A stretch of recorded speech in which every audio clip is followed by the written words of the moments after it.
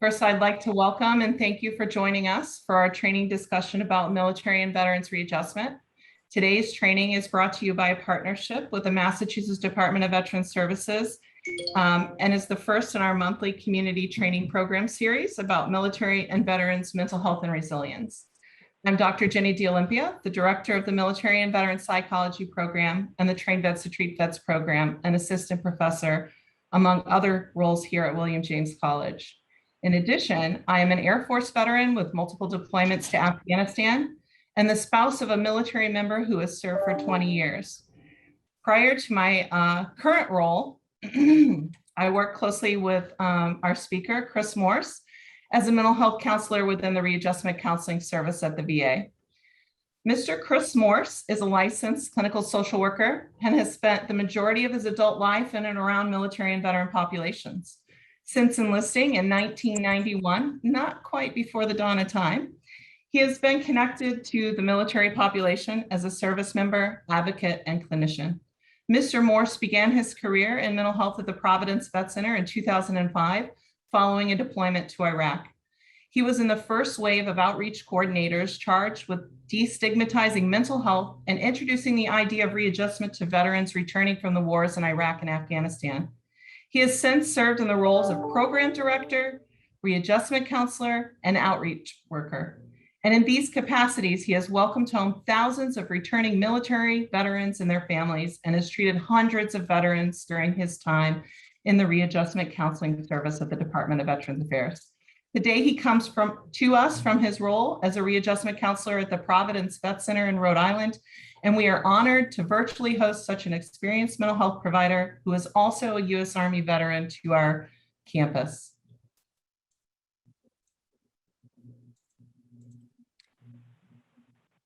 And before we get before started, the dawn of time, I see how it's going to be.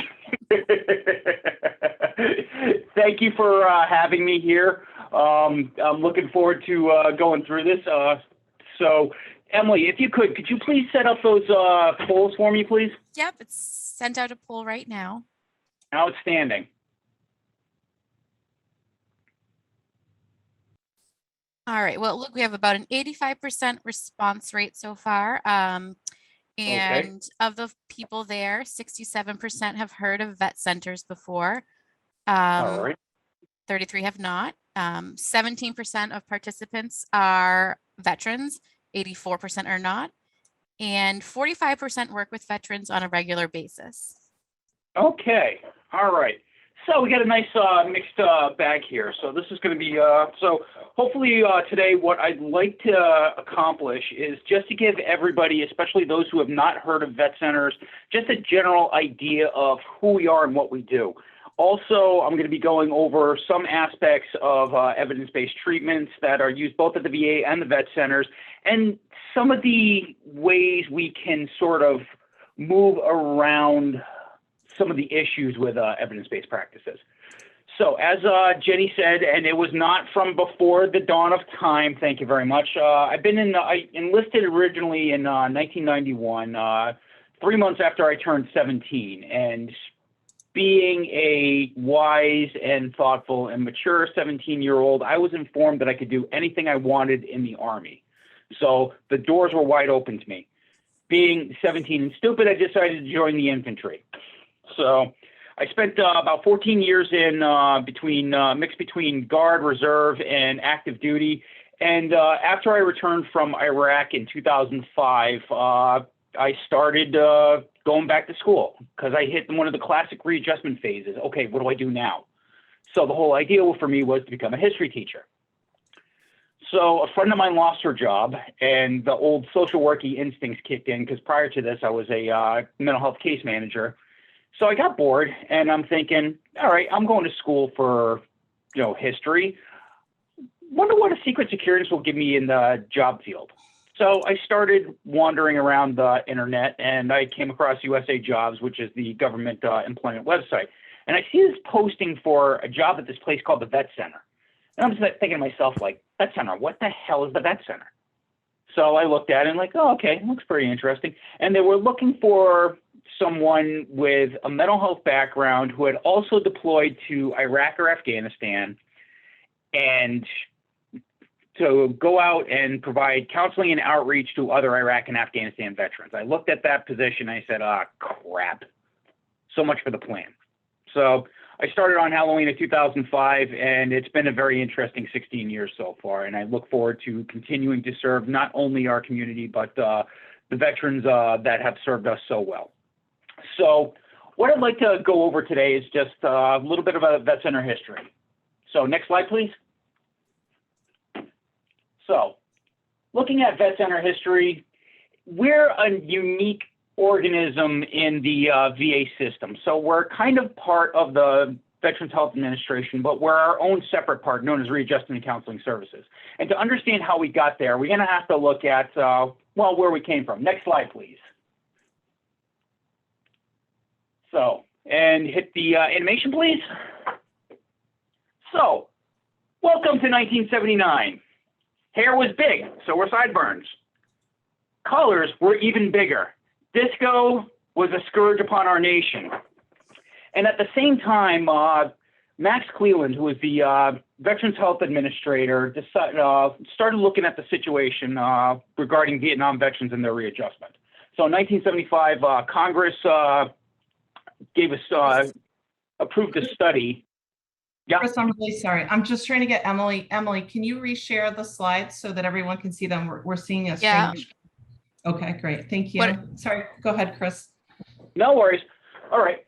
So one of the things that people were looking for was how are Vietnam veterans readjusting? The problem was they weren't. They were going to the VA. They were experiencing something that nobody really understood what was happening until the advent of post-traumatic stress disorder and the DSM-3 in 1980. But they recognized that a lot of Vietnam veterans were not readjusting well. So next slide, please. So as we said, Vietnam veterans were not readjusting. They came home to a hostile, if not indifferent, population. They didn't have a word to describe what they were experiencing, and they were really running into people who didn't understand. So as a result, a lot of these individuals became homeless. They started using substances just to address their PTSD, what was unknown at the time, PTSD symptoms. So at that point, a lot of storefront counseling centers came up. So one of the big ones at the time being Swords to Plowshares out of San Francisco. So looking at the issues of readjustment, in June 13th, 1979, the Vet Center, which was then known as the Vietnam Era Veterans Outreach Program, started. Started with a few storefront centers across the country, the first one being in Van Nuys, California. So this was different than the standard treatment at the time for individuals with mental health issues. So one of the things that they were looking at was the street counseling aspect, whereas you go out and find people. Because one of the things that was happening is the Vietnam veterans were not coming into the VA. So the VA decided, we're going to go out to them. We're going to see them where they live, where they're existing. So it was also big on the community basis because it provided a friendlier, easier to access location. So that way they didn't feel medicalized, they didn't feel stigmatized. They came in and it was met with people who understood. Because initially, one of the big things that was different with the vet centers, it was based on a peer model before the whole idea of peer support even existed. So at that point, all the staff at the vet centers at the time were all Vietnam veterans themselves. So one of the things that made it a little bit easier is they got it. They spoke the language. They had been there and done that. So what they did was they started bringing people in. It was not necessarily formalized mental health treatment, but it provided a safe spot for Vietnam veterans to come and basically just be Vietnam veterans.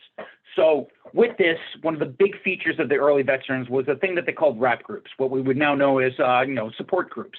So it was like one of the first times in the VA system that group treatment was actually occurring, in that it was just veterans getting together, being open, being honest in a safe place where they could communicate and heal. Next slide, please. So things changed over the course of time with the way vet centers did things and what they provided. But one of the things about vet centers is we've always kind of been at the forefront of innovation. So initially, eligibility for vet centers was limited to Vietnam veterans and Vietnam-era veterans. So after the first Persian Gulf War, Operation Desert Storm and Desert Shield, they opened eligibility up to Gulf War veterans. Shortly thereafter, they opened it up to everyone who had been in a combat theater. So that was from World War I all the way, well, up till that point to the Gulf War. So in the early 90s, one of the issues that the military experienced was they experienced a issue with military sexual trauma. That was actually in the forefront. Military sexual trauma has always been there. However, it became into the forefront with the tailhook scandal. So for those of you who don't remember, it was a convention of Navy pilots, and there was rampant sexual harassment, sexual assault, and it just basically put a black eye on the Navy. But one of the things that the vet centers looked at was, all right, we have these individuals who have experienced trauma. They may not necessarily have been deployed to a combat zone, but they're still experiencing trauma. So in 1996, the vet center started a program where the first military sexual trauma counselors in the VA system were introduced. So they were generally part-time, and their caseload was limited to just MST. So fast forward to 2003 to 2004. We started seeing increased numbers of mental health issues related to the wars in Iraq and Afghanistan. At that point, the leaders of the vet centers decided, okay, now keep in mind most of these individuals are Vietnam veterans themselves. They looked at it and said, okay, we've seen this before. We know what's going to happen. So let's get ahead of the curve on this one. So in 2004, they started a program where they hired 50 global war on terrorism outreach specialists. Now, the whole idea of them was to find these veterans and bring them in. Again, keeping with the vet center ethos of veterans helping veterans and going out to where the veterans are. In 2005, they hired a second set of 50. That's kind of where I came in. Originally, that program was supposed to be a 5-year term position, but as time progressed, every single vet center now has an outreach worker on staff, or has an opening for a vet center outreach worker on staff. So 2000s, like we're talking late 2000s, early 2010s, then we started noticing that there were a lot of veterans returning to rural areas and places that were generally inaccessible. So with that, one of the things that we started doing was, again, with the vet center ethos of we're going to go out to where the people are, they started deploying what were known as mobile vet centers. Now, mobile vet centers are basically a traveling counseling office. So each MVC nowadays has 2 private offices, has satellite uplink capabilities, so you can look at the record, you can check for resources while you're out in remote areas. In addition to this, one of the things the MVCs were also tasked out to do is to provide community support in times of emergency. So I've experienced this firsthand back in 2013 after the Boston Marathon bombings. What happened then was we deployed 5 MVCs out into the greater Boston area just to provide counseling and mental health first aid, not just to the veteran population, but also to the community at large. So I was part of that one, and we've continued that to this day. We've done Fort Hood, we've done hurricanes, we've done floods. Anytime people need to vent, to unload, we are there. Next slide, please.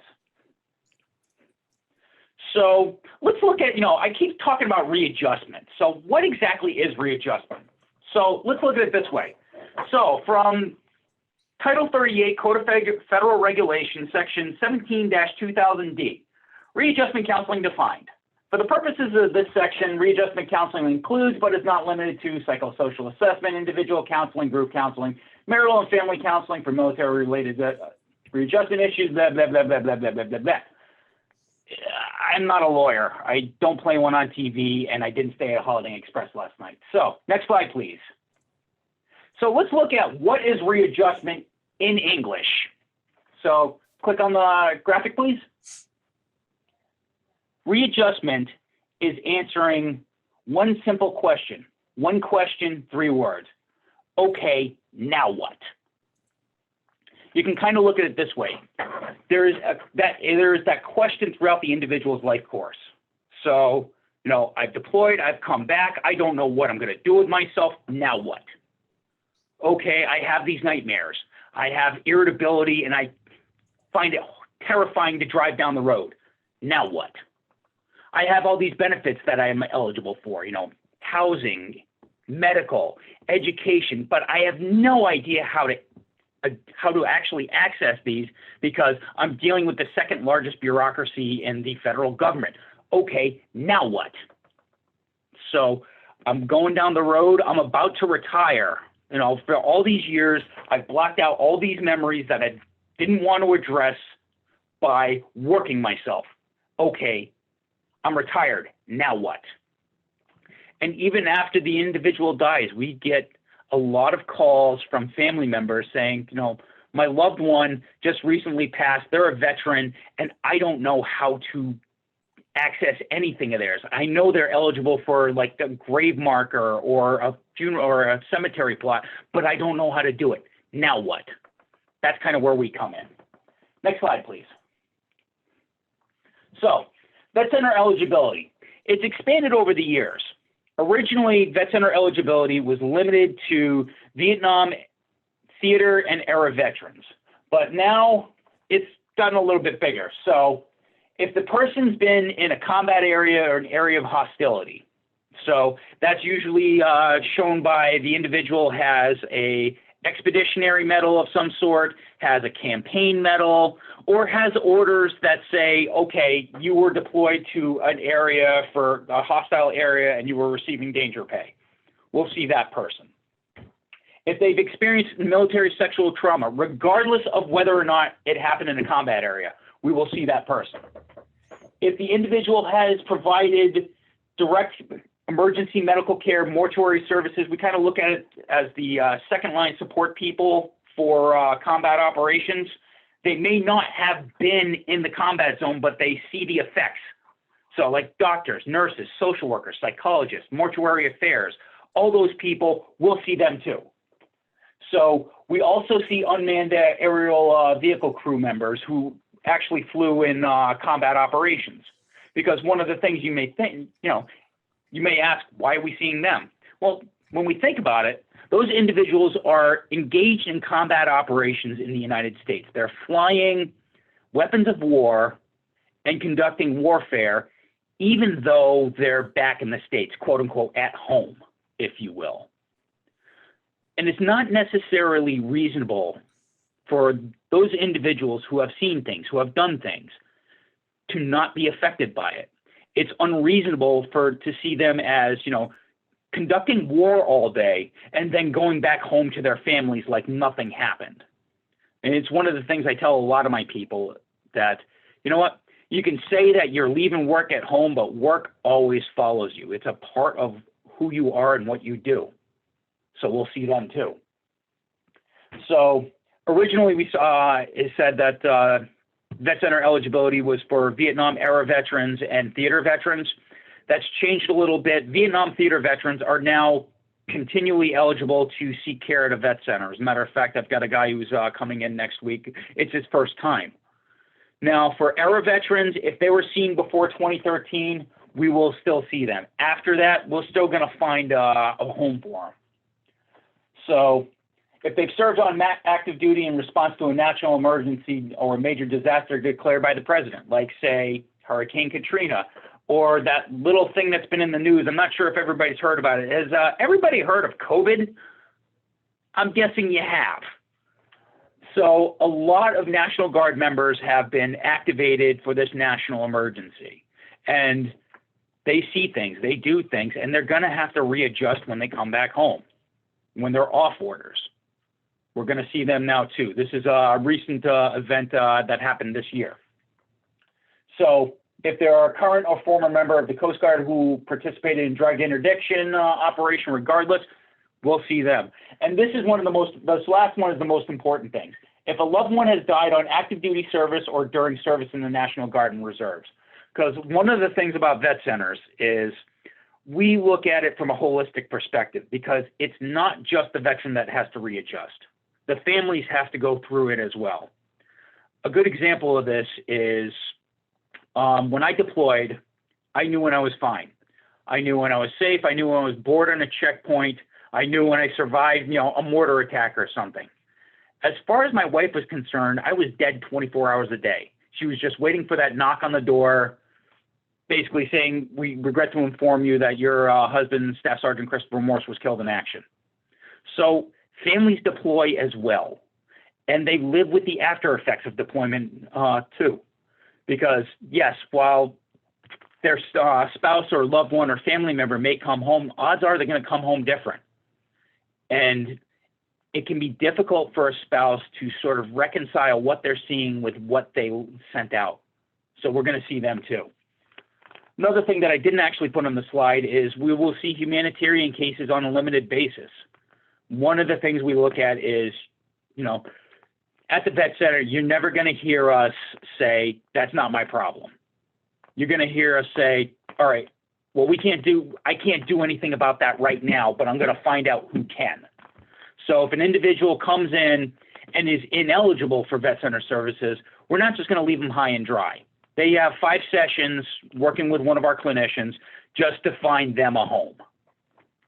Next slide, please. So, vet centers, where are they? They're everywhere. There are over 300 vet centers across the country right now in every single state and territory. So, as an example, and this is my favorite example, say you have a veteran that you're seeing and he wants to move to Guam and, wants to continue services. We got a vet center in Guam. We have 3 in Puerto Rico. We have 1 in St. Thomas. The vet centers are there where our soldiers and service members are. So we also have 80 mobile vet centers. Those are scattered across the country. I think we have about 5 in the Northeast right now. And we also have outstations. So the way the outstation work is it's sort of like a vet center outpost, like more of a formal outpost. So it's for those areas that have a high enough percentage where they require services, but not big enough where they need a full vet center. So what we'll do is we'll set up an outstation out there. We'll rent the building, we'll set up the office, and then we can see veterans there. Again, it's that whole idea of we're going to go out to where the veterans need us. Now, for areas that still require services but don't rate either a vet center or an outstation, what we do is we have community access points. Now, a community access point is again, a vet center outpost where we have a partnership with a location where we're allowed to use their facilities for a certain amount of time and see veterans there. I know when I was the former director of the Boston Vet Center, we had a few caps set up across the city. I know I had one that I was working at the Chelsea Soldiers Home. We had one at UMass. We had one in, oh God, where the heck was it? Sorry, brain fart. But we had, the caps are out there. So, next slide, please. So what do vet centers do? Well, we do quite a bit. So one of the first things that we do is we provide outreach. That is our bread and butter. So if there's an event and we can get in there, we will be there. To facilitate this, every single vet, like I said previously, every single vet center has an outreach specialist. So their job is to go out and find people. And not only that, the clinicians also go out there as well. Because certain events, you may figure you may need clinical support just to be on the safe side. Good example of this is, for those who are unaware, in Newburyport next weekend, there's going to be the moving wall. So for those of you who aren't familiar with it, it's a scale replica of the Vietnam Veterans Memorial Wall down in DC. Some veterans can't get down there. So what do? The wall goes to them. Now, as one can imagine, this is a really emotional experience for some people. So what do? We have clinicians that go out there. I'm going to be going out to the one in Newburyport next weekend. So if you want, stop in and say hi. So another thing is suicide prevention. the numbers vary on how many suicides a day. Our view of it is one is too many. So we focus on suicide prevention, making sure that our people are connected with the VA hospitals, with the suicide prevention coordinators, or just connected with us. Just having that connection can save that individual's life. So we also provide standard individual counseling. So for individual counseling, it can be anything that's related to their readjustment. It can be benefits counseling, just basically, how do I access things?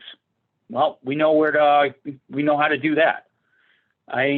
Could be trauma counseling. Many vet center counselors are trained in cognitive processing therapy, prolonged exposure, internal family systems therapy, basically list it. We have people that can do it. We also do group counseling, but another biggie that I find is really important is bereavement counseling. Because having lost a family member on active duty, it's devastating, especially when you have people that don't necessarily understand, you're going to people who don't necessarily understand what the military is like, how this all works. That's where we come in. Another big thing that's different with us is activity groups, because the way we look at it is veterans readjustment is a holistic thing. So in certain cases, one of the things that we do is, just to give an example, at our vet center, we have a regular Thursday art group that is really popular just because it provides another expression and outlet for an individual to just vent, if you will. Another thing that we do is, another thing that we're going to be doing next year, knock on wood, is we're going to be having a scuba dive group. What we're doing is we're partnering up with a Massachusetts organization, Operation Blue Pride, and they're going to help us get veterans back in the water. They're already training these veterans to go diving. As a matter of fact, that's how I got my dive cert. But part of it is diving's hard, especially when it's by yourself. So what do? We get veterans together. And when veterans get together, they start talking. And when they start talking, they start healing. They realize that it's not just me. I'm not alone in this. And one of the other big things that we do is connection with VA and other community resources. We understand what's going on with everything. We know who to talk to. One of the things that I love working about working at the Providence Vet Center is we have a really good relationship with our parent VA, the Providence VA Medical Center. So there's a lot of cross-pollination where somebody will be seen here if they need something in the evening, or if somebody needs medication, we'll send them over there.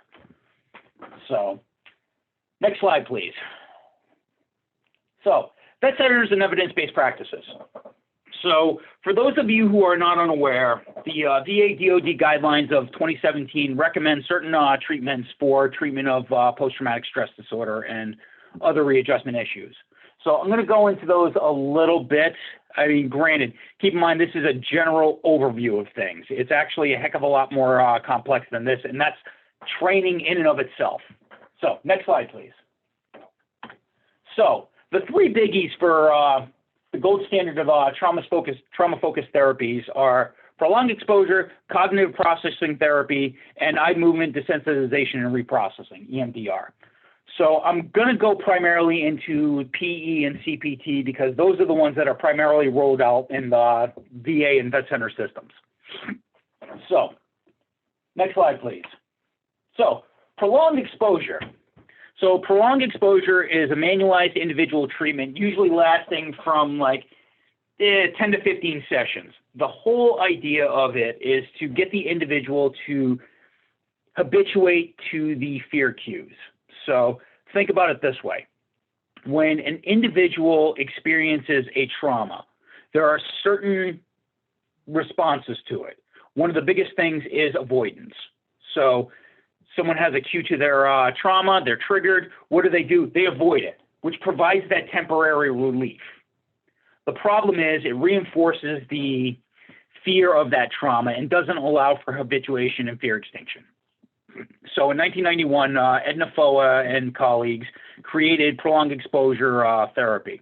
So the whole idea of it is to introduce these fear cues and allow the individual to habituate. So the way it generally works is there's two types of exposures that PE does.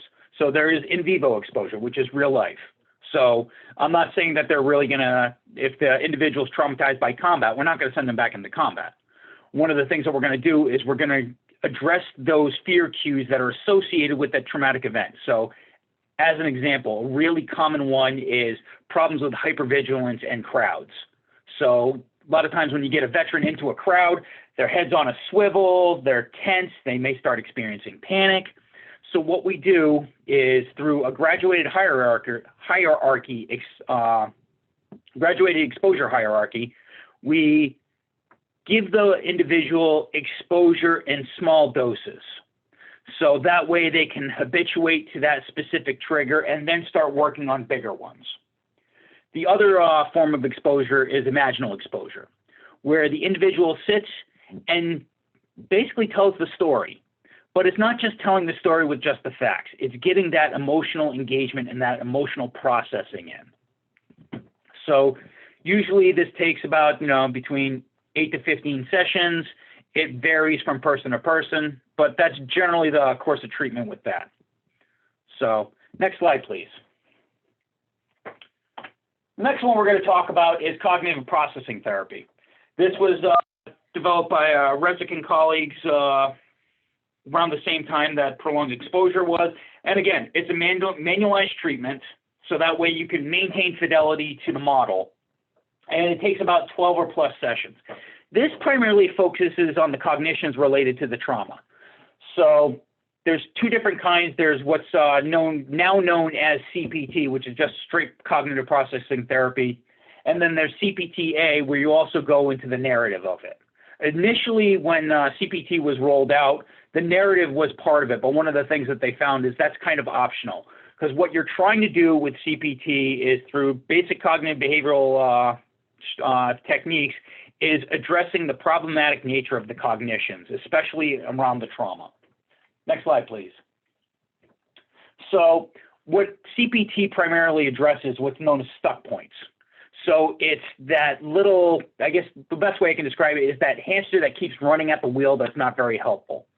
So specifically, they go with two stuck points. So the assimilated stuck point, which already fits a preconceived belief structure, which may not necessarily be beneficial. So a good example of this is the just world fallacy.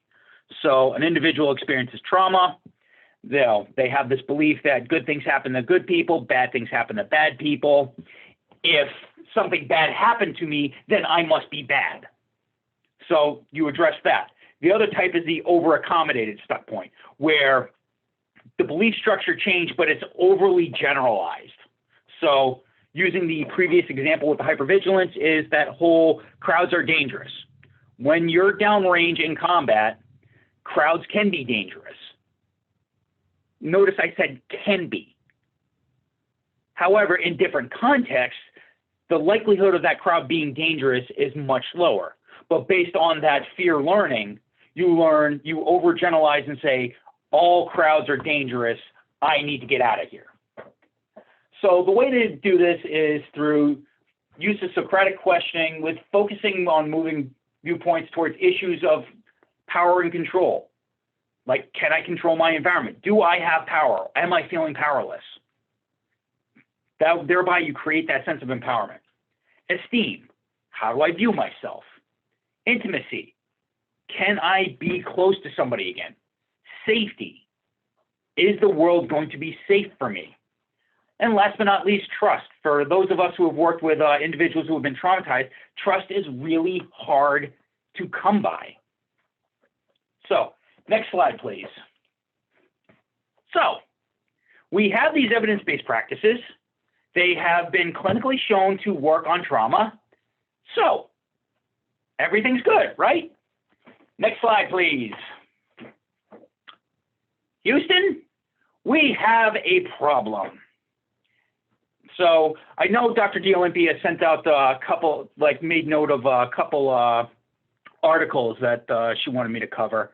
So I'm going to address these right now. So there's a problem with EBPs in the military and veteran population. So when we look at the development of cognitive processing therapy and prolonged exposure, one of the things that it was originally developed for was single incident traumas for the most part. So quote unquote, simple PTSD. So it's a lot easier to focus on a single trauma than a series of traumas. So as an example, I had one individual that I was working on CPT with. So one of the things you do in CPT is pick an index trauma. Usually you go with like first or worst.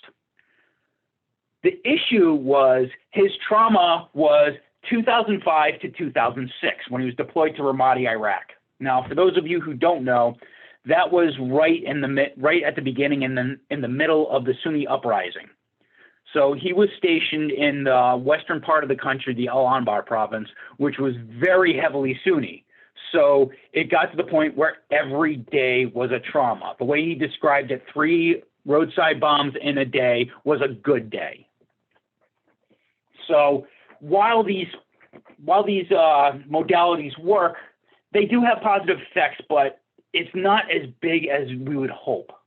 I mean, it's basically comparable to other non-trauma focused treatments such as present center therapy. And there's another issue with obtaining what's known as dosage. So with these the modalities, you want to get at least 8 sessions in. You get a high dropout rate because for those of us who have done trauma work before, it's taxing. It's taxing on us as clinicians, and it's even worse on our clients. And again, one of the primary strategies for addressing PTSD and fear cues is avoidance. They drop out. So how do we keep them in? So next slide, please. One of the things that's been found is even with the use of EBPs, you still get a continued diagnosis of PTSD. So if you're using something like the CAPS-5 or the PCL, you'll see a drop in the PTSD symptoms, but it's still above criteria for PTSD. So a lot of times you're going to see a retention of the PTSD diagnosis. So the PTSD is still going to be there, and even if you address the intrusive thoughts and memories, you're still going to have issues with the anger, the sleep issues, the memory and concentration issues, because one of the things that happens, especially in the military population, is these individuals come back and a lot of times they're very sympathetically active. Their fight or flight is going off the charts. Why? Because well, let's put it this way. We are objective evidence-based species. Based off of a continuous trauma between 2005 and 2006, for example, what does the evidence tell you? The world is a dangerous place, and I always have to be on guard. Next slide, please. So when addressing the whole idea of EBPs and individuals with military-related PTSD, this quote really stuck out to me. So I'm going to read it. The prominence of PE and CPT in treating individuals with military-related PTSD has been increasingly challenged in recent years because randomized controlled trials of veterans and military personnel have yielded mixed results, with patients often not obtaining clinically meaningful symptom improvement. These findings have led to questions about how military-related PTSD is best conceptualized, namely as a disorder that can be reliably managed by brief, approximately 12-session monotherapy, or as a highly complex and multiform condition. I'm going to repeat that last bit again. As can be reliably managed by a brief monotherapy or as a highly complex and multiform condition. So let's look at this. And this is one of the things that I like to definitely stress. Military individuals are kind of like refugees coming to a new land. Why? Because they have embedded themselves and have been indoctrinated into an entirely different culture. There are different ways of seeing things. There are different ways of doing things. There are different ways of acting. I mean, as a perfect example, when you go to work, do you necessarily have to worry about what you're going to wear? No, you have your uniform. When am I going to eat? All right, I'm going to be told when I'm going to eat. I'm going to be told what I'm going to eat. When we look at it, it's like, you're downrange. What do you have to do? You have to focus solely on your mission and your people to survive. You don't have to worry about paying bills. You don't have to worry about, okay, my vehicle broke down, that's easy. I can go back to the motor pool and get another one. So you're going from this simple worldview, a simple way of living, to a more complex one. I've never really found the citation for this, but I'm going to throw it out there anyway, is I've heard it said that the average combat service member makes about 6,000 decisions a day. The average non-combat civilian makes about 9,000. So you're going from this highly rigid, hierarchical, authoritarian way of living to a more individualized, freewheeling way of living. And it can cause some disruption in an individual's ability to function. I mean, if anything, it's a big matter of language. Next slide, please. So when we look at it, the individual is indoctrinated into the worldview when they first step off the bus at their basic training. They're introduced to new cultural norms and mores, and the individual is not important anymore. What's important is the unit as a whole and the group mission. One of the things that we're often told is, look to the person to your right and to your left. Those are the people you have to look out for. Plus, when we look at a lot of the evidence-based practices, one of the things that is crucial is emotional engagement. Because if you do not process the emotions with the trauma, then the trauma is not going to resolve itself. You're telling this to people who place a high value on emotional control and stoicism.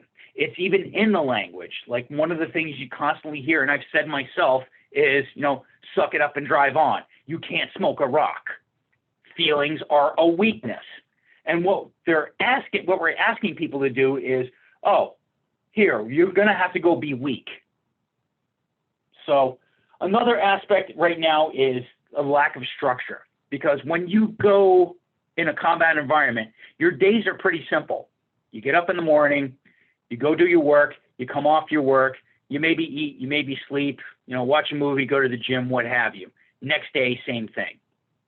When I was deployed, one of the things that we like to describe it is as Groundhog Day. What day is it? Groundhog Day, because each day bleeds into the other. Last but not least, the trauma and complexity of combat environments. This is something that we need to take into account. Just because it's, especially with the more modern wars, it's not as simple as Group A and Group B go to a field and decide to run at each other. The combat environment, while lower intensity, is all around you. It's not escaping. So, as an example, in World War II, usually the way it would work is an individual unit would go out to the front lines for like maybe a month or so and then have 2 months off. In the more modern combat, you're there 365 days a year, 24/7. So I want you to just sit and think what happens if you're in that environment for that long. You tend to learn things. You tend to do things a certain way. And it becomes really ingrained, really hard, really fast, and really deep for the simple fact that if you do not learn this, you will die. Next slide, please. So one of the things that we like to look at, vet centers, myself in particular, is Charles Hogue. He, for those of you who are familiar with it, he's one of the primary authors of the Hogue et al. Study in 2004, which was one of the first research articles on looking at veterans and deployment. So in 2011, he wrote a editorial regarding current practices in working with veterans. So specifically looking at how they were responding to, like, say, prolonged exposure, CPT. One of the things that he looked at was these core components. So the core components, as he described it, is narration. It's telling the story, the full story, emotions and all. It's the cognitive restructuring, changing the way the individual sees himself in the world, sees him or herself in the world. In vivo exposure, again, if you do not allow yourself to habituate to that stressor is always going to be there. Speaking of stress, it's also giving people skills to go through that stress. And last but not least, psychoeducation. One of the things that I find most helpful when I'm working with my people is, hey, by the way, here's what's going on. here's what PTSD is. I go over the criteria of PTSD, and then I put it in the context of a combat environment. Because when you look at the symptoms of post-traumatic stress disorder and you put them in a life-threatening environment, we're not looking at a disorder. We're looking at an extreme adaptation to a specific kind of environment. So next slide, please. So ways we can kind of get around this. And again, it's a matter of language. The way I like to describe it is my first language is Army. I speak with a very strong infantry dialect. I speak broken Marines. Well, I speak fluent Marines, broken Navy, and I also speak non-military languages such as Air Force. There you go there, Dr. Olympia. So, hey, I couldn't let that one slide. So part of it is how we present this. And I tell my clients this, like, you know, you can call what we do counseling, therapy, fluffy bunny feet. Frankly, I don't care. I look at it as training. Because when we view it, the individual was trained before they went. They were trained while they were there. What we do is we provide training to come back home to this environment. So then we start looking on the foundations based off of Hoag's core components. So psychoeducation, let them know what they're experiencing. Let them normalize it, but also put it into a biological perspective. I know we're all taught biopsychosocial with assessments. Go into the biology. Like, hey, this is your sympathetic nervous system. This is what's going on with it. This is your parasympathetic nervous system. These are the different levels of the parasympathetic nervous system. And when you put it in terms that they can understand, it helps get that buy-in. So I also like to frame it in terms of, you know, military experience, short-term versus long-term, especially when we're looking at that avoidance. Yes, avoidance works in the short term, but it's problematic in the long term. Take their experience. I mean, for individuals who have gone to basic training, the first day of basic training is terrifying. You know, you have large people yelling and screaming at you and poking you with their round brown hats. But the funny thing is, you have that habituation to that stressor. So by the time you graduate, you can be at parade rest. That same individual can be yelling and screaming at you at the same time, and you can be calm as a cucumber just because it's like, oh, okay, this is what we're doing. So looking at it in terms of the stress response to what happens in combat. So in addition to that, when we're teaching skills like basic relaxation skills, diaphragmatic breathing, they already know it. They learned it on the range. So when we're talking about rifle marksmanship, the same principles that allow an individual to relax and shoot effectively are the same ones that are going to allow them to relax and act effectively back home. So for emotions, again, putting it in context. The way I like to describe it is this is FOB feelings. So you go over basic emotions and you sort of describe them in terms of a FOB. Like, for an example, FOB is a forward operating base. But basically, you can look at any fortification. When you're walking up to a fortification, the first thing you see is the walls. There's your emotional numbing. Then you see the guards. There's the anger. Then when you get inside there, you see all the support people. There's your fear, your sadness, your shame, disgust. And at the head of it is the king or the commander. There's your happiness, because when the commander's happy, that means everything's going according to plan and you don't have to do anything. When you explain it to them like that and teach them this is what emotions can do, then you get more buy-in. So then we start working on cognitive flexibility. So we use stuff that they already know. So I like to go over the concept of intent. So to use that, we go over the paragraph 3 of your standard way of giving orders. So they understand these concepts. They just don't realize it. Next slide, please. So with assessment, one of the things that we do at vet centers is we look at the whole thing. We're not just looking at psychological symptoms. We're looking at your physical symptoms, because as we know, pain can affect mood, or other things such as traumatic brain injury. You want to get them squared away with neuropsych. Are they enrolled in the VA? Because that provides you with additional resource and an additional ally. Are they using their military benefits, or are they even aware of them? You're also looking at their current military status, because some individuals you see may be in the National Guard or in the reserves or still on active duty. So they're going to have different concerns than your standard veteran who's already out. Have they experienced military sexual trauma? One of the things we look at is firearms, especially considering it's the #1 method of suicide for veterans in the United States. So you're going to ask, do you have them? How are they stored? Because the more barriers you have to immediately using that firearm, the greater chance you have to save a life. I mean, my gold standard is the individual has the weapons locked up inside a safe with ammo locked up in a separate room. The platinum standard was one individual who had the ammo locked up inside a separate building. So when we look at triage, we look at the immediate safety concerns, so suicidal, homicidal ideation, depression. Most importantly, we're looking at the veteran's complaints, because sometimes the veteran's going to come in looking for assistance with benefits.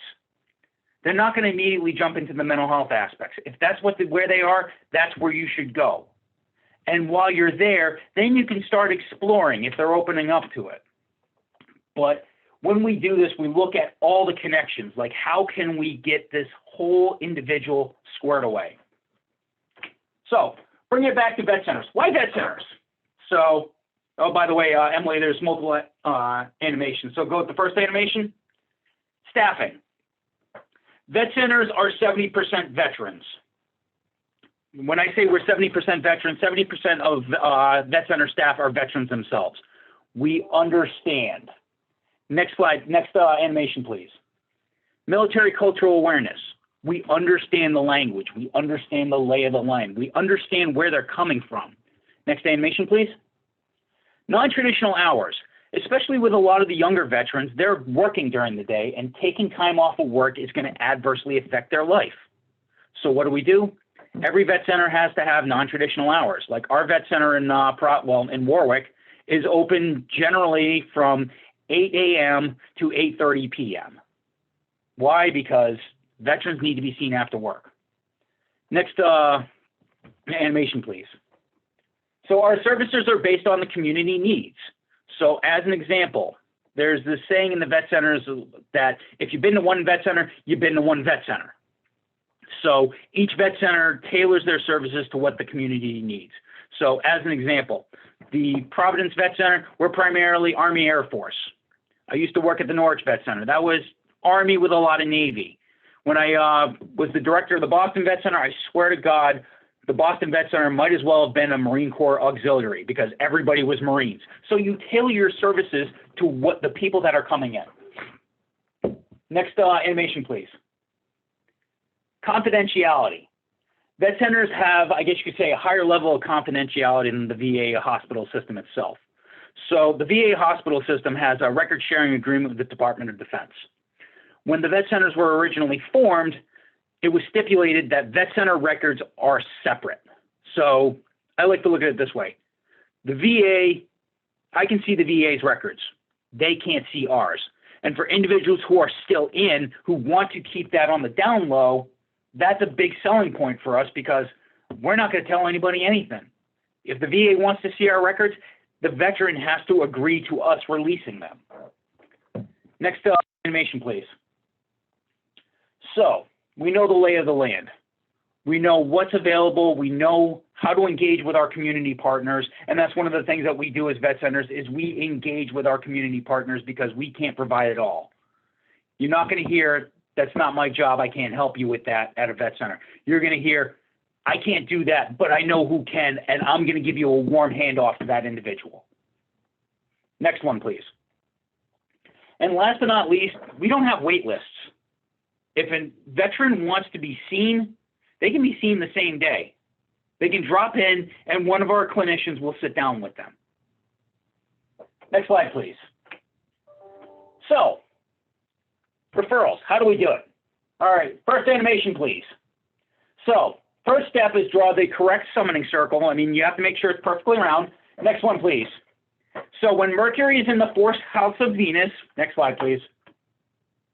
Seriously, referrals are really simple. All it is contacting your local vet center. If you want to find out where your local vet center is, just go to the www.vetcenter.va.gov website, or you can call the vet center call center number out in Colorado. If you get in contact with them, they will hook you up with the people that you need to talk to. So I have a list of all the vet centers in Massachusetts. If you have any further questions, you have my contact information. Oh, I'm going to give you my contact information, or you can call one of these vet centers. There is no wrong way to get into a vet center. All that matters is you get in. So, any questions? I know I kind of rushed through a lot. It's a lot to take in.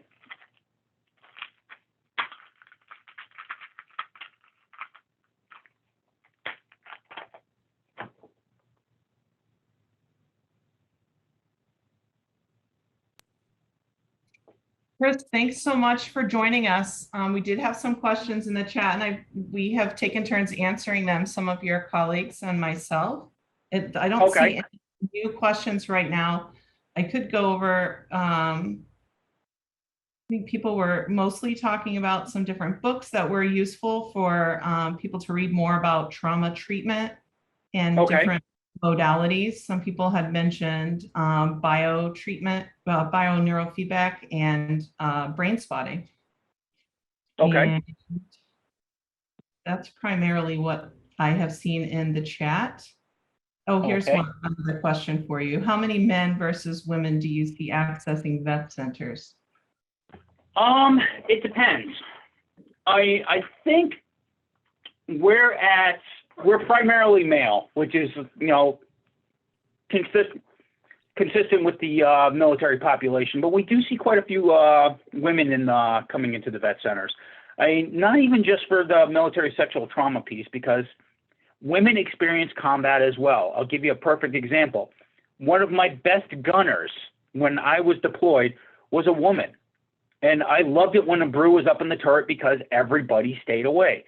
But at the same time, they still see the same thing. It's not the days when women were kept behind the front lines, quote unquote, is women are standing shoulder to shoulder, side by side with men, and they experience the same kinds of trauma.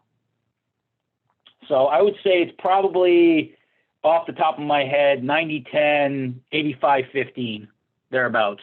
But this is just, don't quote me on that. Great. And women are actually the fastest growing population of military veterans across the board. So I think that's something to be aware of, that as all of the combat roles and positions in the military have become open to women, we're going to see more and more women being involved in the military and also as veterans. Absolutely. So and Chris, we're here for them. Absolutely. Chris, thanks so much for joining us today. I want to thank everyone. Oh, sorry, go ahead. You have one more slide. No, this is just, if you need to contact me, you can go to the Vet Center website, or you can just shoot me an email. Thanks so much, Chris, and thanks everyone for joining us today. And if you have any questions, again, you can email Chris. You can send an email to the link that you received. I think, Emily, can they send an email to you? I'm going to put my email in the box too, in case you have any other questions as well. And please keep an eye on your email, because we will be having another event once per month, either the 3rd or 4th Friday of the month at noon. So you'll have another opportunity. Our next one is coming up, I believe it's the 3rd. Actually, wish I had the date right in front of me, but we're having another one coming up in a month, next month, about comprehensive evaluation for suicide risk assessment, and the VA will be giving this an evaluation. Will be giving us this discussion. So thanks everyone, and have a really wonderful day. I'm posting my email in the chat now in case anyone has any questions about our program or about any further discussions we may be having.